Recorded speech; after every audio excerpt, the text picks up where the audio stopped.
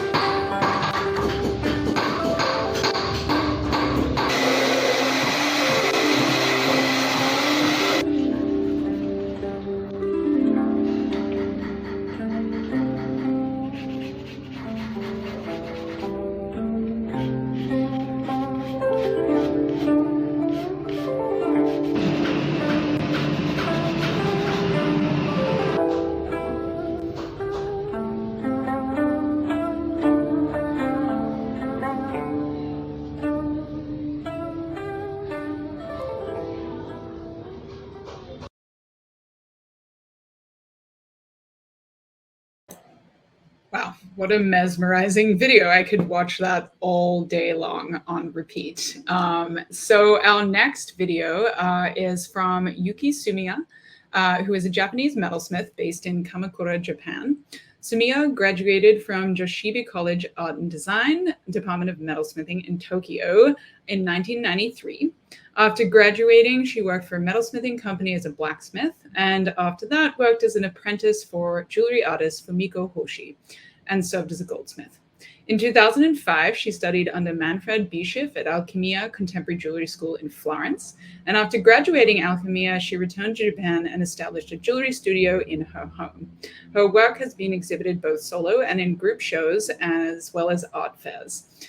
This presentation will explore the balance and relationship between pairs of things through material and form, where she alternatively breaks from and builds form on tradition between choosing materials. I'm going to play this video now.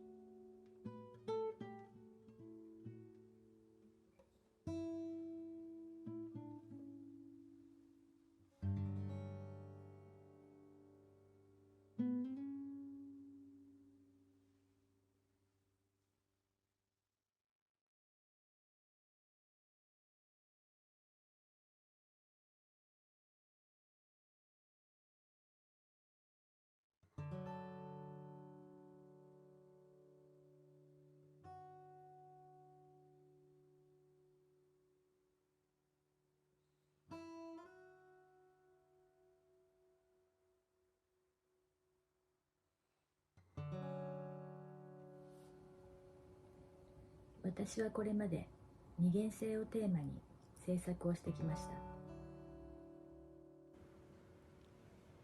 自然界の摂理である対になるもの、相反するものは同時に存在し、常にバランスを保ち補い合うという関係性にインスピレーションを受けています。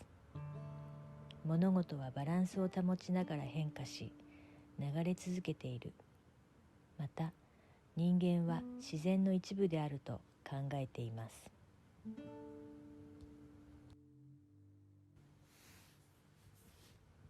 また、作品の特徴として中空作品を作り続けてきました。軽さを出し、ジュエリーとしてのつけ心地を良くするため、驚き、見た目の大きさと手に取った時の感覚のギャップを生み出すため、そして物事の淡い、曖昧な場所を表現しています。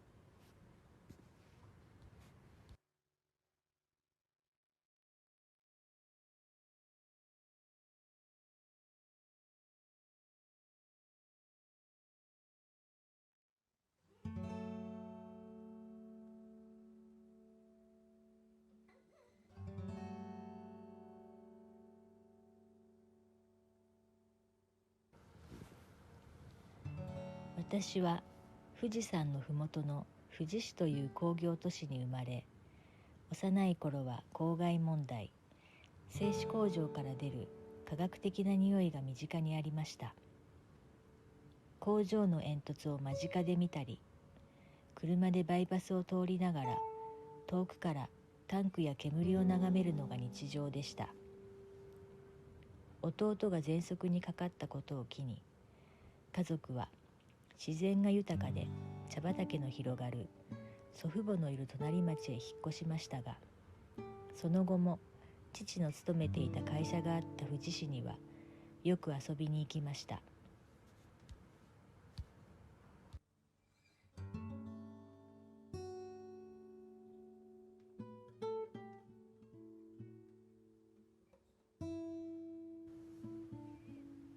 また引っ越した先では祖父が小さな町工場を営んでいました。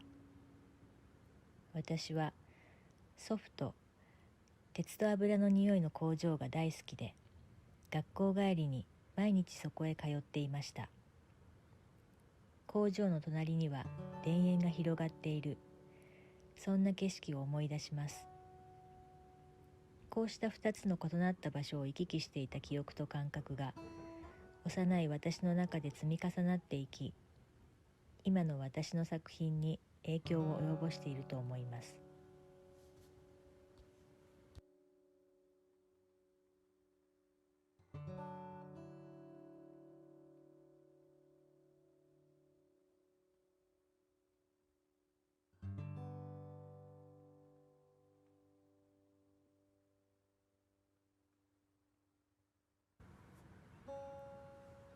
2011年に起きた東日本大震災を経験したことは私にとって転機となりました。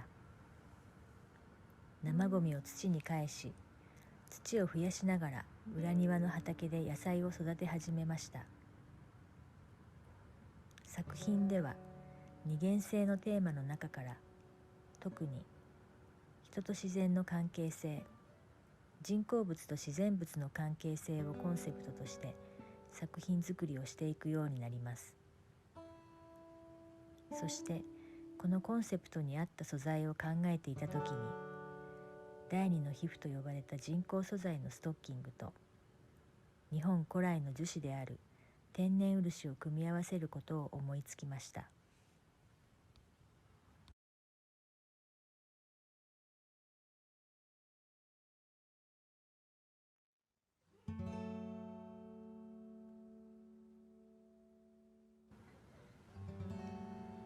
漆とはアジアを中心に生息している樹木の木の幹から採取した樹液です。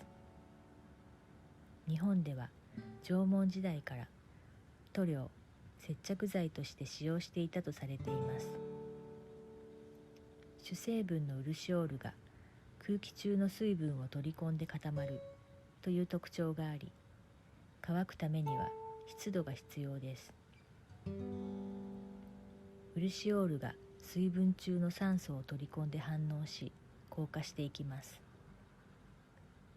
日本人の生活にはとても馴染みのある素材です。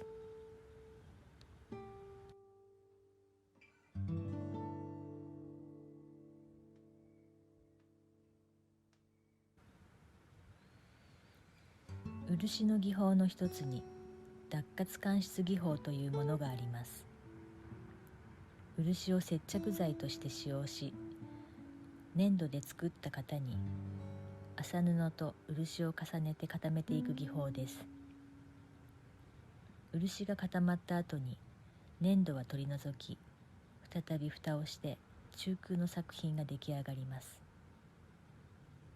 日本では7世紀末から8世紀の間だけ仏像制作に使われていました。興福寺にある阿修羅像は脱褐間質技法を用いた仏像として知られています。漆をたくさん使用し制作に時間がかかるため、その後は仏像制作では用いられなくなりましたが、技法は現代まで受け継がれてきました。私はこの脱褐間質技法を発展させ、より滑らかな曲線と柔らかさを表現するために、麻布の代わりにストッキングを使用しました。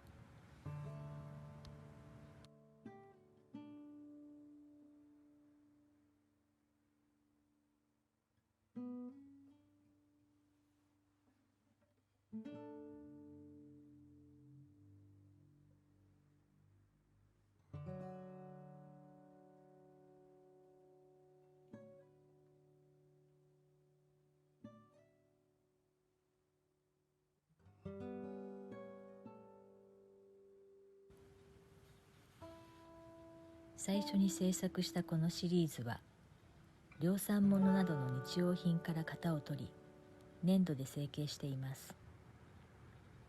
いろいろなパーツを組み合わせ、その後ストッキングで覆うことで、曖昧な新しい形を生み出しています。このアイデアは、娘が着替えている時に衣服で顔を包んでふざけたことが面白く、また曖昧さを表現できるかもしれないと思い、ストッキングを使っていろいろ試してみるきっかけとなりました。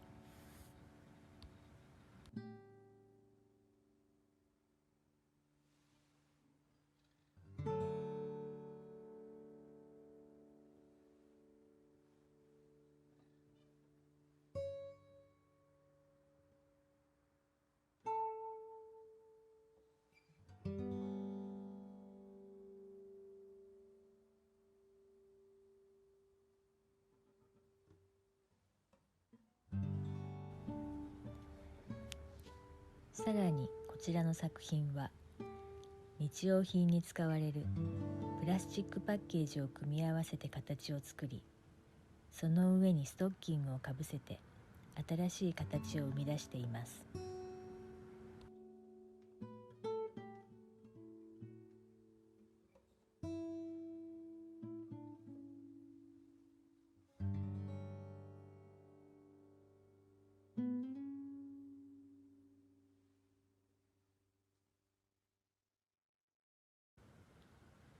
また、もう一つ好んで使用している素材として金属があります。私が学生時代から長年付き合っている素材です。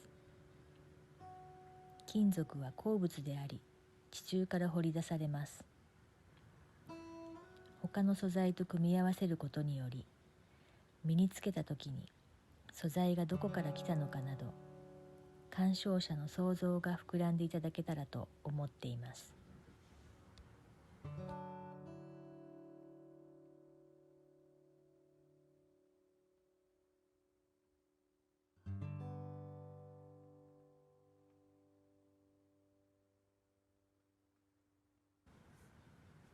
ストッキングと天然漆と金属を合わせたこれらの作品は、人工物と自然物の関係性というコンセプトに合った素材であること、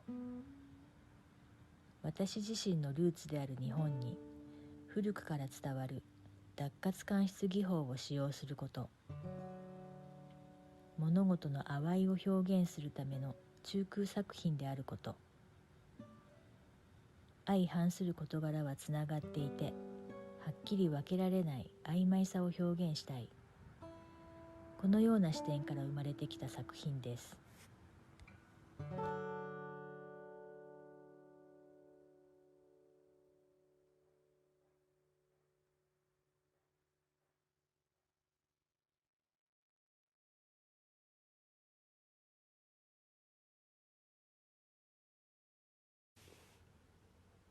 これらの作品を通して、人間と自然、新しさと古さのバランスを保ち補い合うことが、あるべき未来を探ることにつながっていけばと願い、日々制作をしています。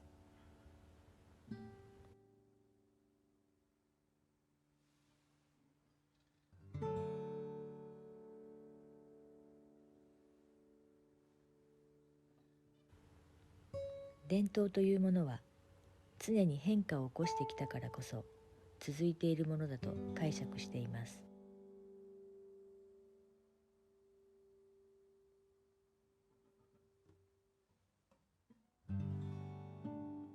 また、伝統技法を使うことは歴史を学ぶことにつながります。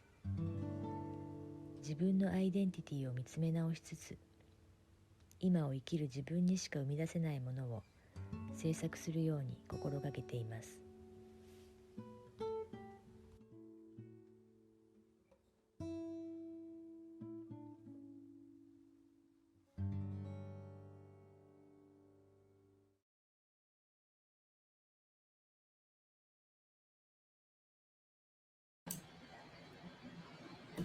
Wow.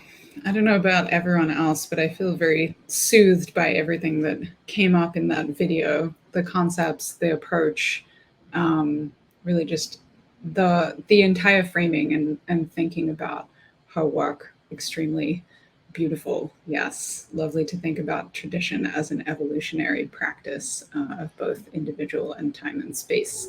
Great comment, Carrie Ann. Up next, we have our third video for this session, which is by Jounghye, who was born in Seoul, Korea in 1972 and graduated from Kookmin University Graduate School.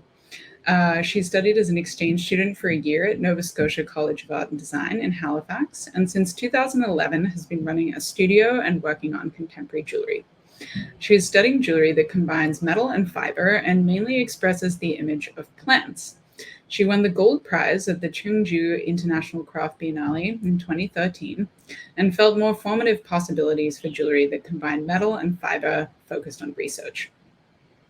I am now going to kick over to the presentation by Jounghye and add this.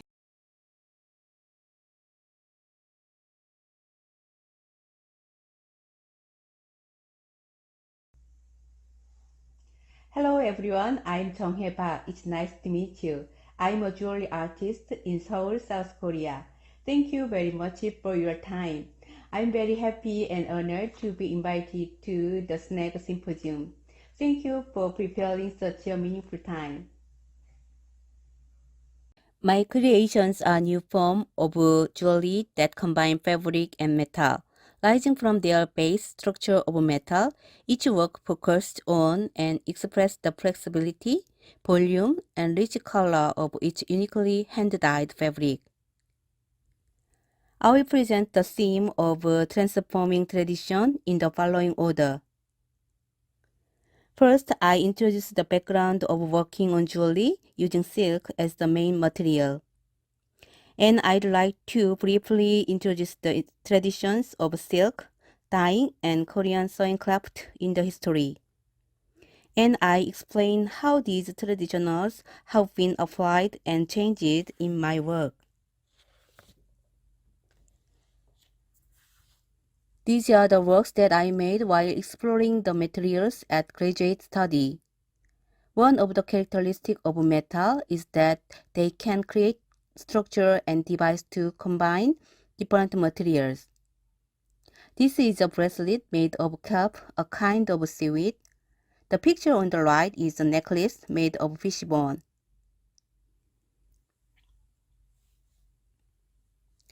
This work is designed by drilling holes on the surface of the metal and sewing paper together. Just like binding a book, this is a bracelet. This is a brooch winding a thread around the board to reveal the texture of the thread and digitally printing a picture on it. During my study, I had the great opportunity to learn fabric techniques in SNAG University as an exchange student. I was very attracted to familiar and close fabric. Fabric is a natural material that humans have acquired from nature for a long time, and it has developed like civilization and is a very close element to our lives. Especially in relation to the body, fabric have a soft and comfortable sensory property.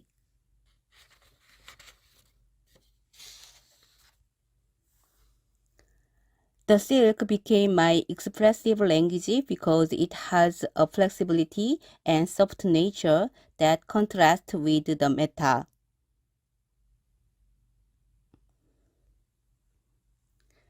Around that time, I won the gold prize at the 2013 Cheongju International Craft Biennale competition. With that opportunity, I was deeply aware of the aesthetic and formative possibility of silk. I interpreted and researched my work on the traditions and history of fiber craft.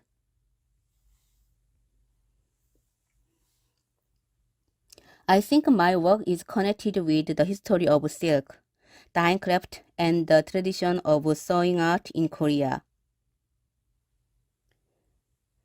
The culture of silkworm and silk weaving craft has been handed down from one generation to the next and have various traditions derived from silkworm raising, silk dyeing, weaving, and so on.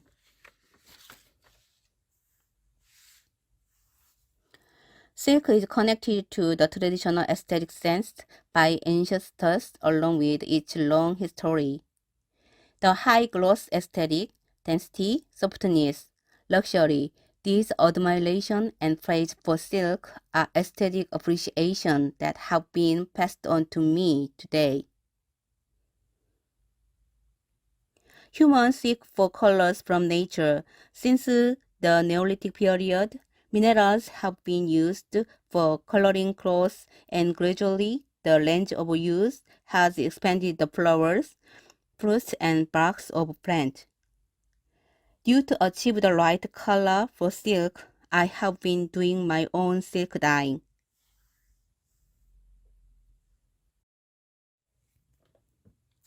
The color expression I was influenced by traditional technique called 홀치기 dyeing. 홀치기 dyeing is a kind of tie-dyeing technique. Repeating this method allows colors to overlap each other and obtain shades such as faintly stained. Making gradation with different color, I mainly use in the dyeing process in my work. Korean traditional hand sewing craft are called gyubang craft. Gyubang means wood oil in Korea and was the exclusive space for women traditional houses in Korea. Under the Confucius social restriction during the Joseon dynasty, gyubang was the only space for women to develop their creativity and artistic talent. gyubang craft include a wide range of house items such as blanket, 조각보, wrapping cloths, bags, ornaments, and items related to sewing. gyubang craft shows possibility of fabric to be 3D formed from flat, which inspired me a lot. Examples include sewing and flipping the inside and outside to avoid exposing seam allowance, making patterns to maintain a three-dimensional shapes only with sewing, and techniques used to make sharp.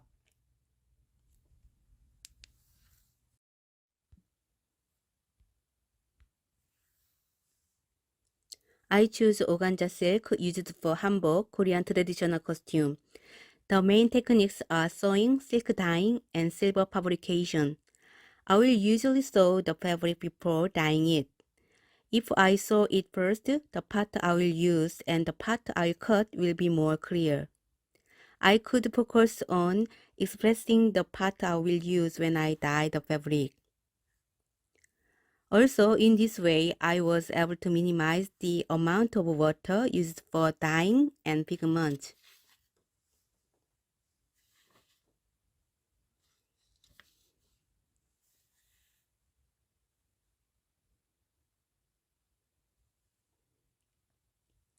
After sewing all the units that will be used for the work, I start by coloring nature on a silk fabric. I adjust the amount of dyeing to make a color and repeat the process. And I like drawing with the brushes to make subtle changes and gradation comes out well.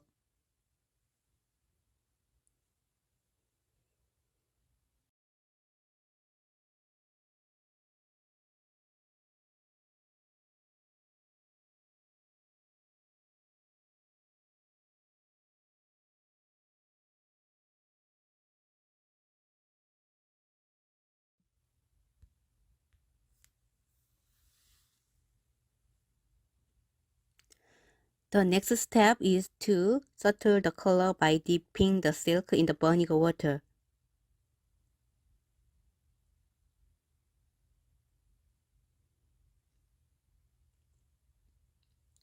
And heat it with an iron so that the color is dyed well on the silk.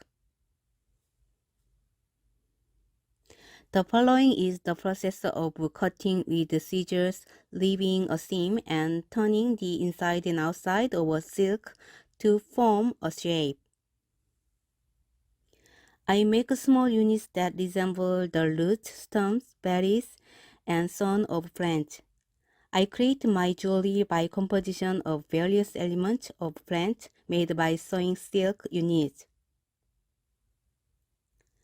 Just as a plant begins from a small leaf and stretches out, so do my plant-shaped elements of sewn components gather to express an expanded and rhythmic composition.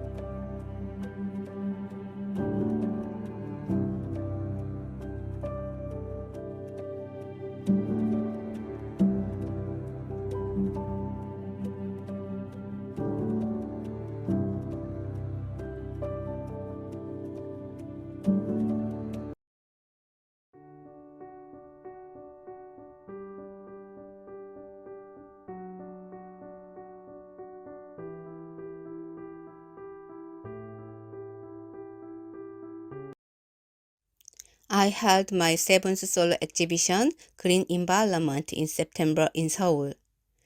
While preparing the exhibition, France has brought me a different point of view through an ecological perspective of environment and life since the COVID-19 pandemic.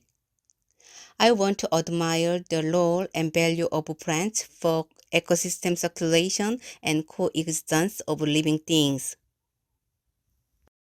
I try to expand the visual aesthetic and symbols of life of plants in a more fundamental and abstract form. The repetitivity form creates new texture, space, and directions. It is a metaphor for the sustainable circularity we aim for. Thank you so much. I'm most grateful for your attention.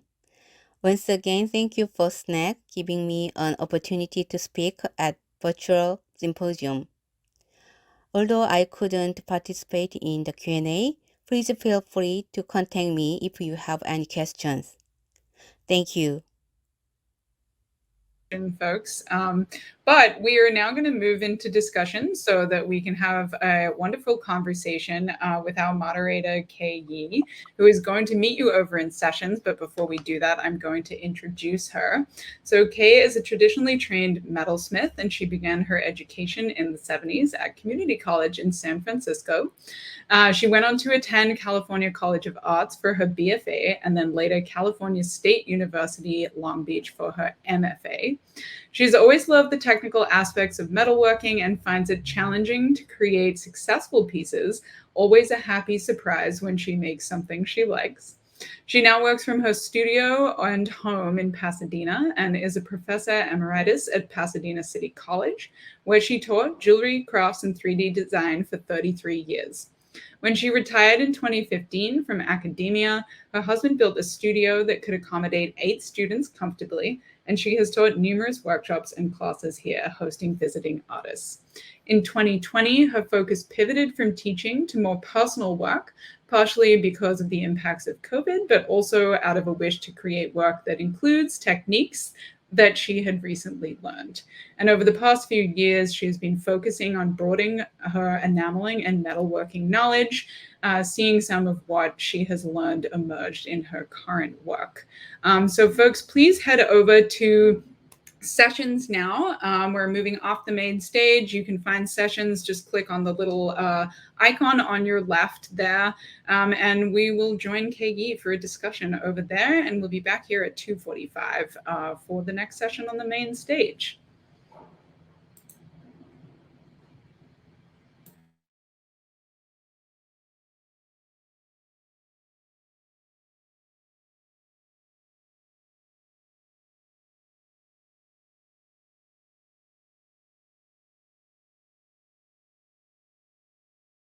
Yuki is here. Oh, hi. Yay, nice to meet you.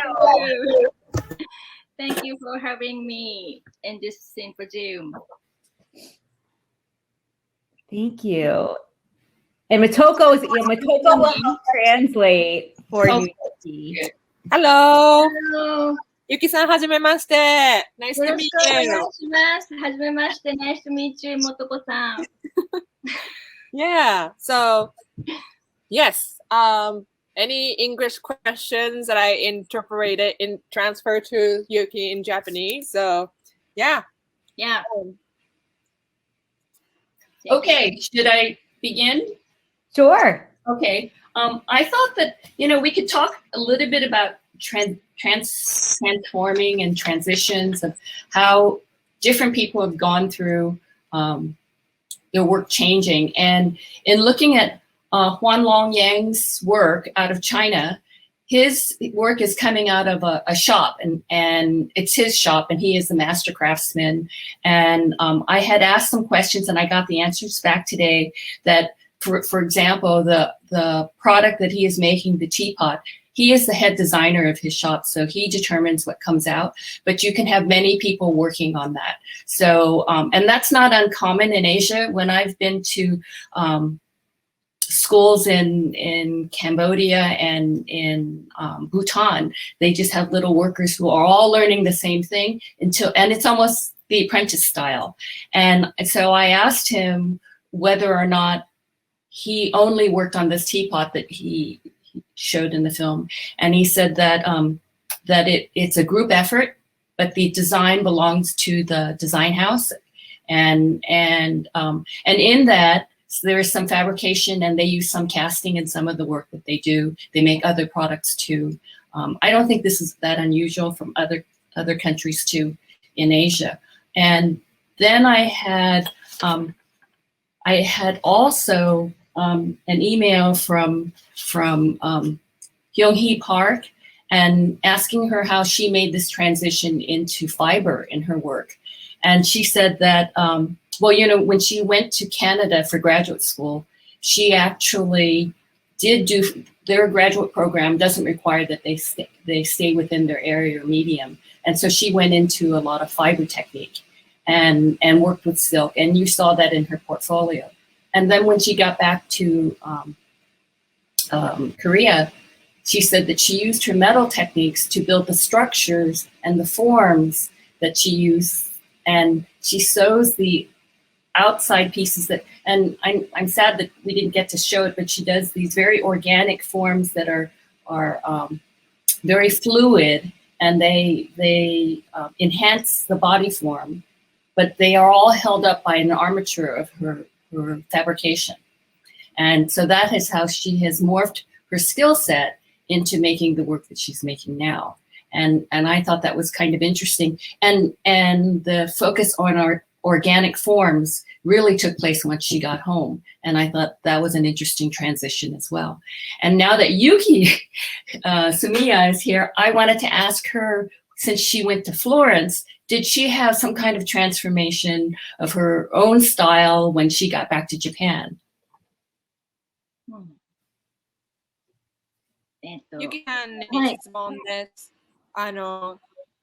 日本からイタリアに行って、はい行ってカルチャーとか文化とかも全部変わったじゃないですか。はいそれでスタイルとか何かその日本からイタリアとかで変化がありましたか？作品でもいいし、パーソナルなところでもいいし。まずその場所が変わったことによって、はい、場所が変わったことによって何か変化はありましたか？そうですね。文化も言葉も違うところで、変化はかなりあったと思うんですけど、作品に関しては、それまでは、近郊の、なんていうか、コンテンポラリーじゃないジュエリーを作っていたので、コンテンポラリージュエリーを勉強したのがイタリアで初めてだったですね。なので、もう考え方から、マテリアルの選び方からすべて変わりました。So she said that since when she was studying in metalsmithing in Japan, she was more focusing on the traditional techniques.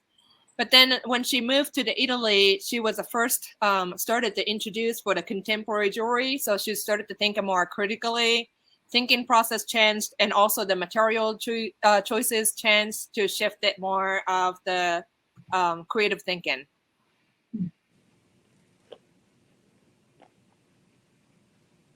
My other question, if you don't mind, because I'm looking at the questions in the chat and nobody else has written one except for one for Huanlong Yang. But let me hear.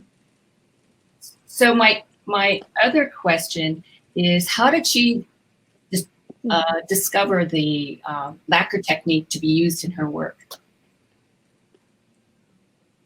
I'm sorry, what techniques? The lacquer work that she's doing. Sure. 漆を使ったテクニックはどうやって完成させたんですか？どうやって考えたんですか？実はイタリアのアルキミアに通っていたときに、1年間ずっとストッキングを使った作品は作っていて、ストッキングの研究をしていました。それで、その時は漆を使うっていうところにはいかなかったんですけれども、漆の代わりに、ロー、ワックスとかを使って固めたりっていうことを試してました。それで日本に帰ってきてから、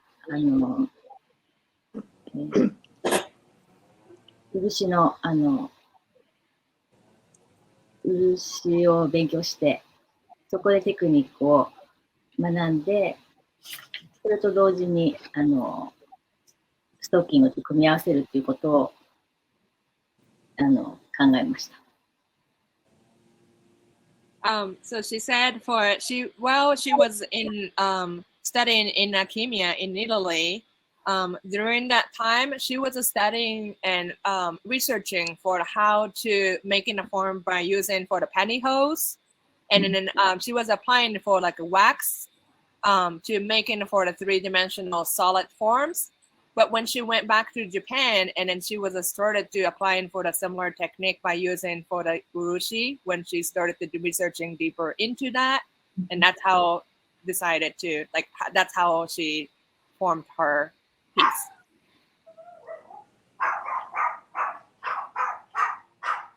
There is a question for Yuki in the chat. How is she introducing color to the lacquer?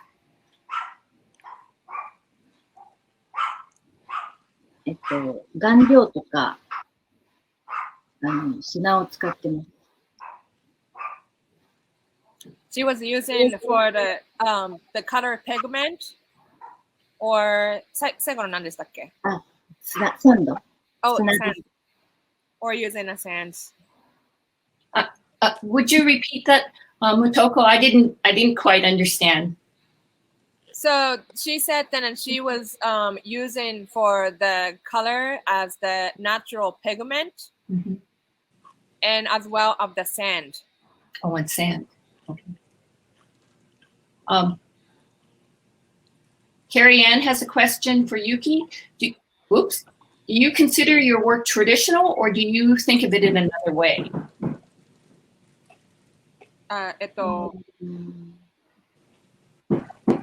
大丈夫ですよね。自自分の作品はなんていうのか伝統的なものと思いますか？それとももっとなんか近代的なものと捉えてますか？近代的なものでありたいと思っています。She wished to think that it's a contemporary. She hopes that's contemporary. And Carrie Ann also says she loves I love thinking of tradition as an evolution rather than a static practice. Is there something that came out of your work or some other way?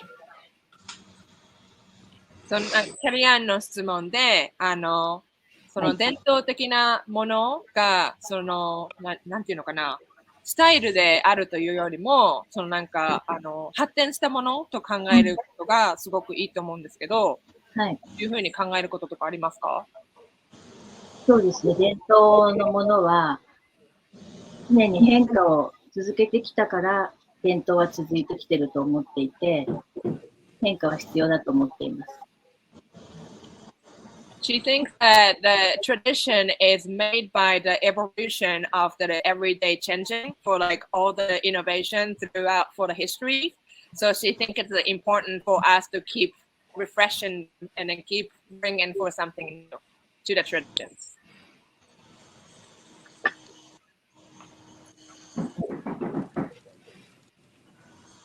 I have a question again for Yuki Sumiya.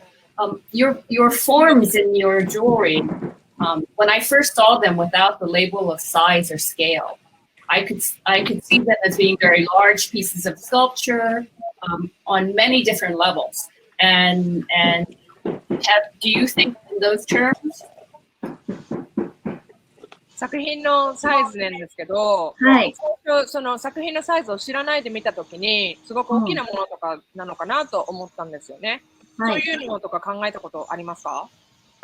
そうですね。そういうものを、驚くものを作りたいとは思っています。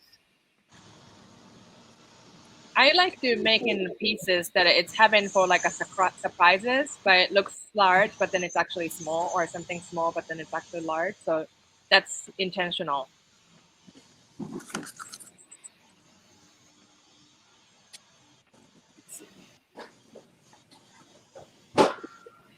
Does anyone have any other questions that you would like answered by Yuki Sumiya or a comment about the other artist? There was a question about the pitch, and we don't have access to the information on what the recipe or what kind of pitch they are using, but I'm sure we could probably email someone and find out, and then later post it.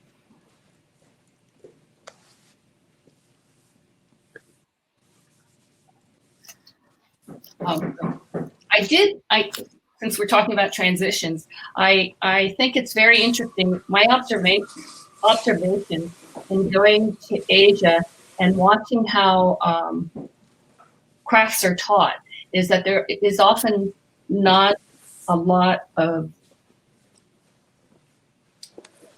wiggle room, I guess I would call it, in terms of design, in individual design, because You know, for instance, in Chinese painting, when I was a child and I took lessons, I was like a young child. The teacher would say, "This is how you paint bamboo," and then everybody would paint the bamboo exactly the same way. And then when you graduated from bamboo, then you could go to bird on the bamboo or something else. And the way we teach in the U.S. at least is it's less apprenticeship, and we will teach a technique, and then we will say, "Here's the technique. You solve the problem in terms of the design." And so the difference in approach from a very early stage is one of problem solving and one of more emphasis in technique, I think. And I wonder what it's like for someone who then comes into a university in a country like Japan or Korea. Not so much yet in China, because China doesn't seem to me to have the same amount of integration of thought in the classroom in the universities. But what is that like when you make this transfer of very traditional techniques to now addition concept? Does that question transfer, Motoko? Yes, it's actually for like, that's the, you know, like particularly for my interest in like my part of the education for during the conference, that I exactly thought the same things. So it's interesting enough. Let me translate for that. So Yuki-san, なんだろう、日本とかそのイーストアジアで考えられる教育の仕方って結構なんか技法を特にやってて、でデザインとかそういうものってあまり変わらなかったりするじゃないですか。これを作りなさいって言われたものを作ってそれを勉強してみたいな。でそのテクニックを高めていくっていう感じのものが多いと思うんですけど、ヨーロッパとかアメリカとか東洋西洋文化だとそういうのって逆じゃないですか。これを使ったらこういうのができるよ、じゃあやってみてみたいな、結構自分の想像力とか発想力の方を重視してテクニックとか技法とかはそんなにやらないっていう感じがあると思うんですよね。でそういうのってどうでした？その日本で教育を受けてヨーロッパに行ってっていう中でどうでしょう？そこが一番大きな違いだったと思います。私も大学ではテクニックだけを教わって、それを使ったものを発展させていたので、イタリアの学校に行ったときは、そこを壊してくれたところが一番大きな衝撃で、それがその後の財産になったと思っています。なんかどんな風に発想を変えたとか、特になんか自分でこれは違うなって思う瞬間とかあったんですか？そうですね。最初はいきなり最初の授業でもらった素材がゴム手袋だったんですね。でこれからジュエリーを作りなさいみたいな感じで、そこにコンセプトも入れていく。ジュエリーとは何なのかを考えて、そこから作っていく。もうその考え方すべてが日本の教育とは全く違っていて、そこはすごく刺激になりましたし、楽しかったです。ありがとうございます。So she said yes, that's absolutely the huge difference. When she was studying in Japan, it's really only learn techniques and not so much for the other things. But then to Italy and alchemia, it's so much about the thinking. It doesn't necessarily matter for like all the techniques. So it's just really to malleable your brain, like getting for like a different way of the thinking. So that becomes so much the struggle, but then it's also a great inspiration for today's her creative work. She gave me for like a specific example for one of the first assignment that she was in alchemia. She was just handed as the rubber gloves. And then, like the teacher was saying, okay, let's make something with this. So then, like, that was very much of the different idea because she's in the metals program and now it's a rubber band. What to do? So then She was also started to introduce in for like a conceptual thinking, meaning of the rubber gloves and how you're going to manipulate those to make it a creative work. Andrew made a comment, Yuki, and he said, one of the things that I find so interesting about the sense of play in Yuki's work is how she creates pieces that look heavy, but I imagine is light with hollow construction with the lacquer and the pantyhose. And I think you talk about how you like that duality and that pull back and forth in your work. Yeah. 一個質問で、重さについても質問があったみたいなんですけど、すごく重く見えると思うんですよ、作品自体が。でも実際は軽いんですよね。そうですね。はい。で、その感じが多分最初に言ったそのスケールで驚かすっていうところもあると思うんですけど、その重さとかでもちょっと驚かされる部分があったんじゃないかと思いました。そうですね。そこもね。考えて驚きが出ればいいなと思って作っています。すいません。すいません。中空洞にしているので、2つのものの間っていう意味も含めて、はっきり分けられない形というものを表現しながら、空洞なので軽いものというものを作っています。That was definitely one of my intention and in play to having this surprise feeling. It looks, like it scales up, but then it's actually small, or that something looks so heavy, but then it's actually light. So that I use this a lot for just intentionally for my work. So there was another question from Karen that says, so the West is a major influence. Would you be able to address that, Yuki? ゆきさん、シャロン観戦からの質問です。そう今の作品は大体が西洋文化の影響があって作られたと言えますか？ Are you talking to me? Or are you talking to me? No, did you want to ask a question or ask your question? I think you can talk. Okay.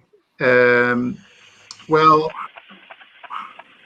I've taught quite a lot in Asian countries, and what I've noticed is a focus on mastering techniques, and in the various countries. Most of the people in charge of the jewelry departments actually have studied in the West. And there are also a lot of students. I mean, I think it started with Japanese students, and then that sort of became less, and now it's very much Chinese and Korean students who maybe as part of the culture spent a couple of years abroad and discover, let me call it, a certain freedom. And I think that is a huge, it must be a huge influence. Often, however, when they go back to their various countries, and I can sort of elaborate on that a little bit by an example of somebody who, and I'm not going to name names, but she studied for many years in the UK. And I met her in Japan, and after she returned, and she said, "Oh no, she didn't. She hadn't returned yet. I met her, I think maybe in Munich. I can't remember." And she told me she was going to go back, and she said, "Next time when you meet me in Japan, you won't recognize me." And you can't really generalize, but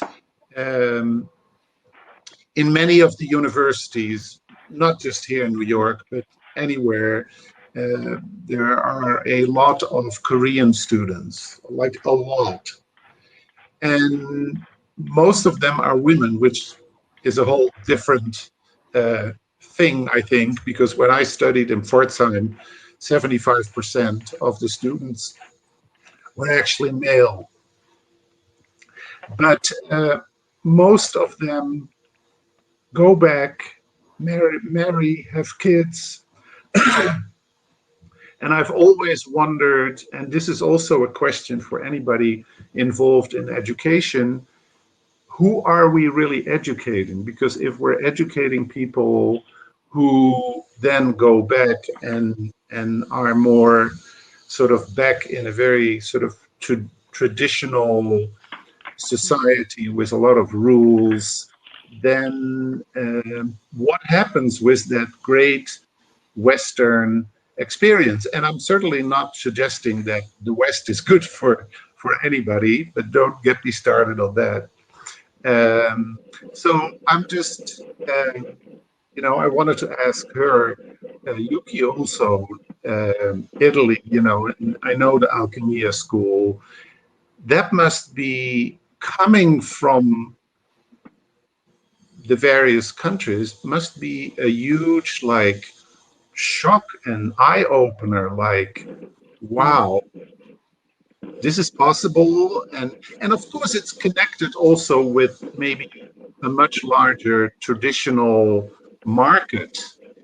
People, I've heard this often, people in maybe less in Korea, but certainly in Japan and China, well, we can't sell this work, we need to work much more traditional because people just, the field is young and the market is young. So wait, I'm talking way too much. Anyway. All right, Sharon. I'm gonna cut you off. No. Thank you. Yeah, that's a great question. But I think we need to just like dissect it in a section. Yeah, sure. Yeah. So let's do this, Yuki. Are you ready? はい。準備できてますか？So, シャロンのクエスチョンすごい長かったんで、ちょっとずついきましょうね。はい。お願い最し初の質問があったのが、どこから質問したらいいんだろう。彼がいろんな国でジュエリー売ったりとか、クライアントに会ったりとかするじゃないですか。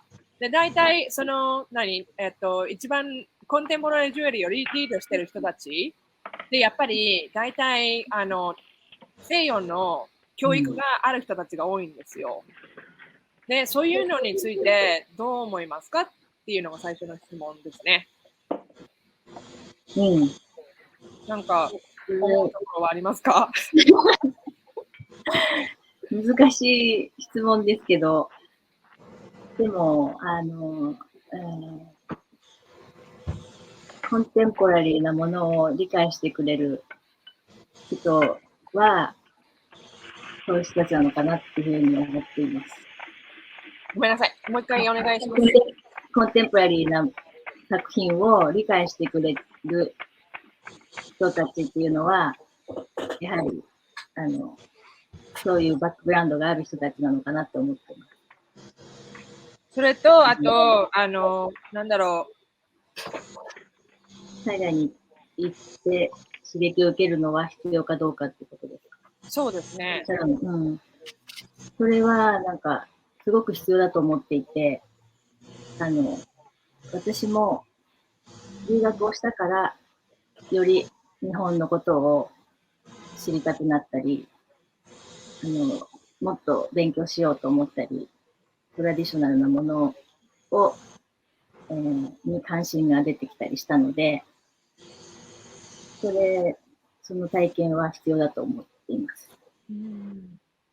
Then, okay, so then I was just asking for like a first simple question, then how she thinking about for like all those top contemporary craft jewelers or, like in Asian jewelers having for like Western educations and what she thinking about that. And then she thinks that it's like, yeah, I think that because of then, just like Sharon said, there is the people who understand it in contemporaries are oftentimes the Western people. So then that's why I think that they were going to share for the more of those experience through the Western platforms, which is Sharon Cranston's or other museums and galleries in Western cultures.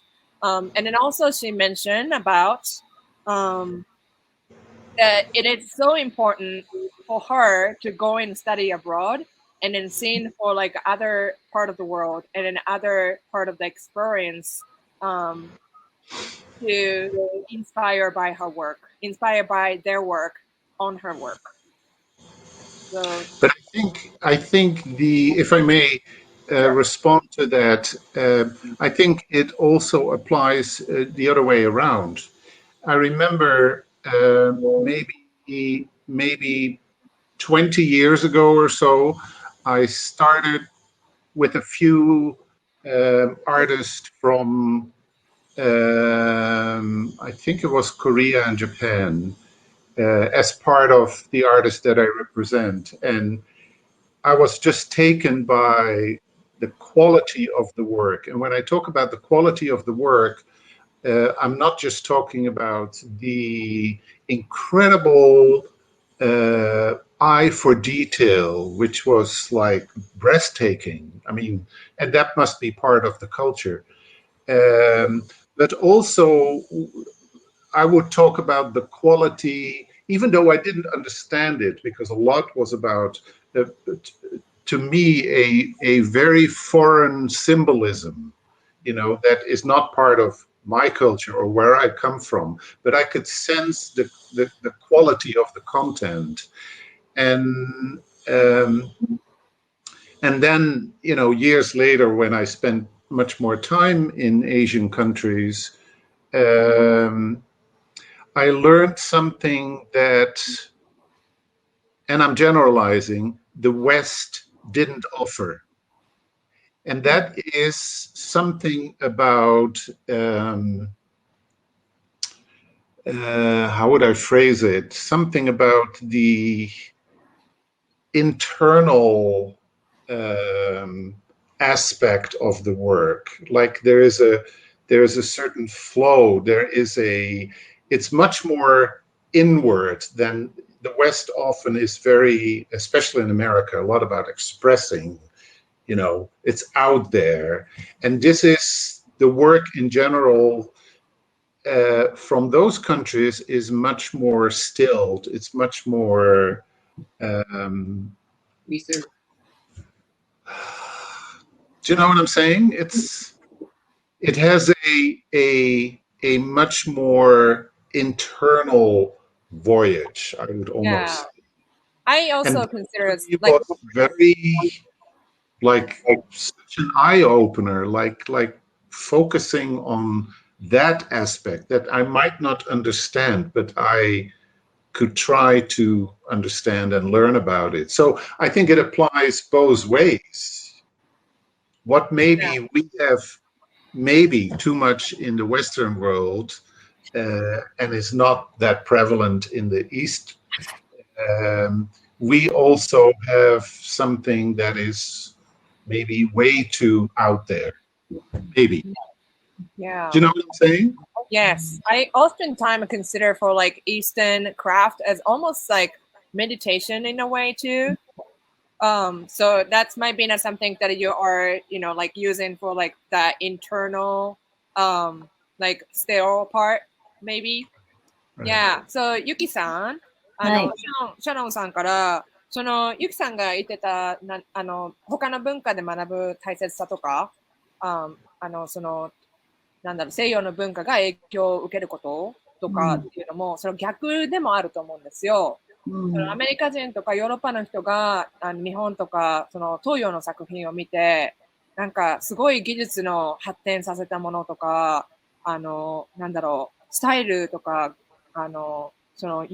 使うシンボルとか、日本で言うと多分、これ私の勝手な考えなんですけど、なんていうのかな、トラディショナルな、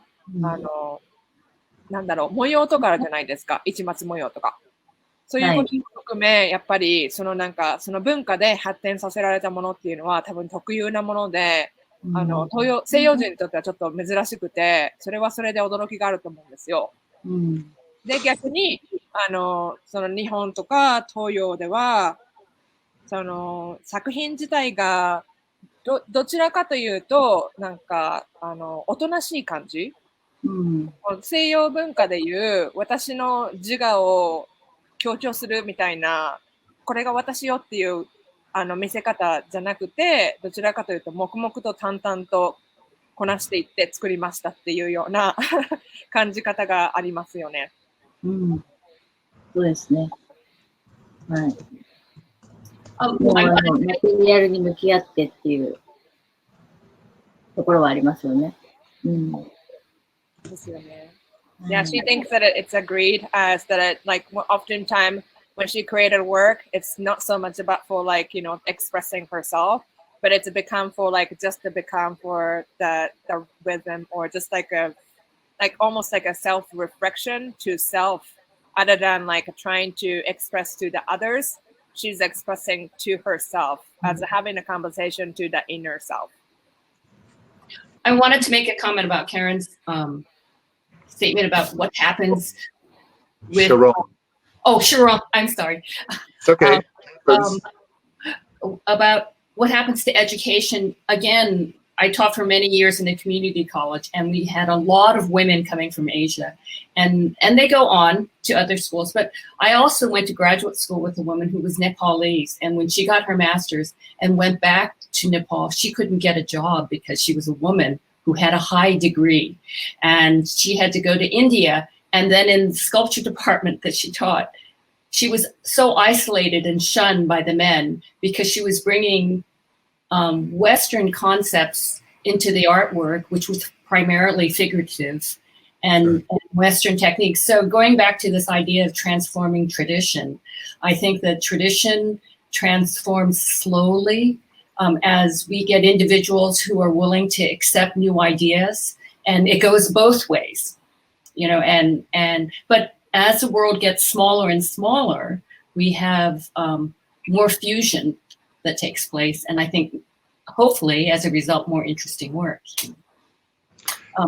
Sometimes I'm not sure about that, because there was, and I might sound like, oh my God, he's a whole different generation, which I am, but that's okay. When I studied jewelry in among others in Pforzheim, that was a time when you very clearly could see, oh, this is typically work from Australia. This is typically work from Sweden. This is typically work, you know, you name it. And now, of course, because of the internet, globalization, etc., you see that less and less. Yet, there are, I think there are exceptions, and I am very glad that there are exceptions. I mean, in general, I think you see work that comes from Japan. You know, it's the like je ne sais quoi, like what is that? That is a certain aesthetic that you just recognize, and it's part of the culture. You see it in, you know, there are not that many places, but you see it in other countries. Or Estonia, for instance, has a very specific aesthetic. Israel also. I'm not talking about the commercial Israeli jewelry, but so yes, the fusion is great, but I hope that not something also might get lost sometimes in the whole sort of globalization. Right, I agree. You know what I mean? I did want to make a note that I think it was Kristen Beeler who said that for those people who are going to the Tucson Gem Show in February, Jounghye Park Gallery has a wonderful collection of contemporary jewelry and metalwork from Asia, including many artists from this weekend. Right, great. Well, I shouldn't promote my business. It's not really promoting my business, but I am showing. I'm bringing 50 Asian jewelry artists to New York Jewelry Week. Artists 50 from China, Taiwan, Thailand, Korea, and Japan. It's a huge. So, and this is a lot of work that we hardly ever get to see in the US. So I'm very excited, and I hope people will come in spite of COVID, because it's going to be interesting. It's going to be interesting to see the sort of, and I'm not an official overview, but at least when you walk into that space and you see all this work from a different place on this planet, that must give you some sort of like, wow, this is amazing. How come I didn't know about it? It is very exciting. Yeah. Brianna, are we out of time? I think. Well, the next program starts at 12:45, so you're welcome to continue this conversation if you want, or if everybody needs a break. We kind of have a break time built in, so. But I think a lot of discussion will morph into in the other discussions throughout the next 2 days. But I don't know if Yuki will join us for any of those. It's so late there. Thank you so much. Brings up a lot of questions, in the difference in approach, and I think that's very helpful and expanding, actually, to hear that and question our own process. So I'm excited, absolutely. Thank you so much. Thank you, Yuki. Thank you so much for giving me opportunity. Beautiful new work. I didn't know that work, actually, that you showed. Beautiful. Thank you so much. And thank you, Kay. Thank you, Yuki. Thank you, everyone. Thank you. Thank you, Moriko. Yeah. I think we can sign off and let people take a break before moving to the next part. But so far, off to a good start.